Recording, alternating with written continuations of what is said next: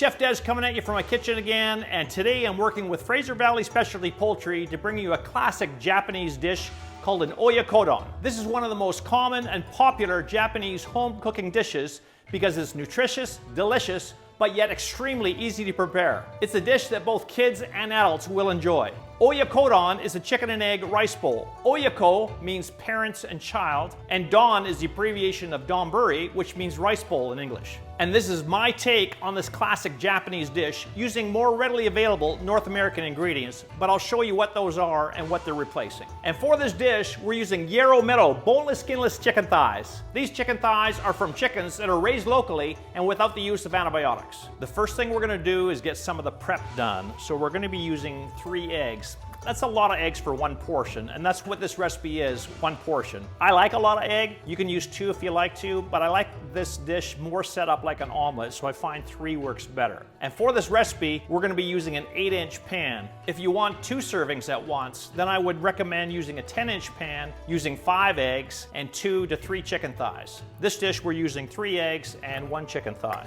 And for the eggs, I'm gonna crack 2 of them into one bowl and 1 in the other.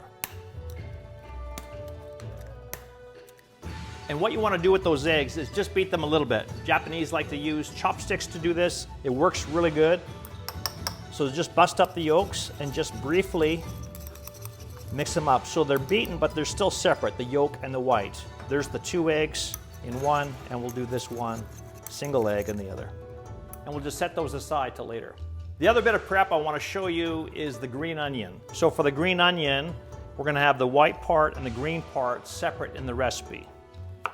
So I'll cut it there. For the white part, we're gonna be cooking that in the dish. So I'm just gonna trim off that little hairy bit at the end, and then you can slice this any way you like.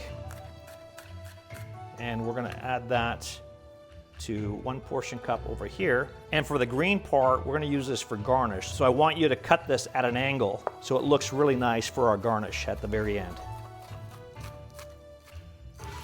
And we'll reserve that in a little dish as well. We're gonna take an 8-inch pan and we're gonna put it over medium-high heat. Let that pan heat up a little bit. And the first thing we're gonna do is cook the chicken. You'll find a lot of classic preparation for Oyakodon where they don't fry the chicken first. They just put the chicken raw in the broth. And you can do that. You're gonna have more chicken flavor in the broth. But today we're gonna be using chicken broth instead of one of the classic ingredients. So there's already chicken flavor in there. So I wanna take an opportunity to brown the chicken first to get some nice flavors in this dish. We're gonna add just a tiny bit of oil and just swirl that oil around. And we're going to take 1 chicken thigh that's been cubed up, bite-sized pieces, and we're going to put it in the pan, and we're going to cook that until brown. This part will take approximately 3 to 4 minutes, stirring occasionally. Once the chicken is done, I want you to turn your heat to medium, and then we're going to remove the chicken and reserve it.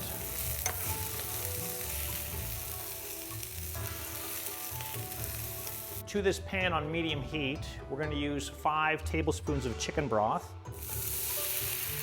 4 teaspoons of fortified wine or sherry, and 4 teaspoons of soy sauce.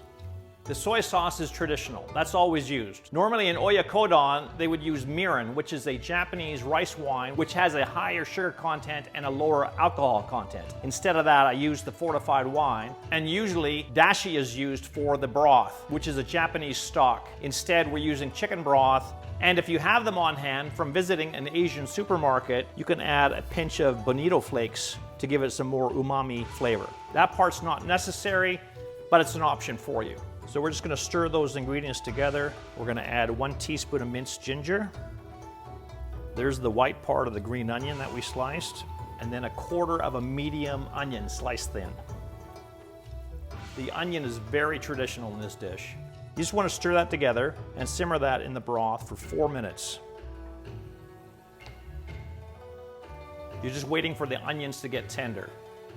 At the 2-minute mark, I want you to add in the reserved chicken. And then keep cooking that for 2 more minutes.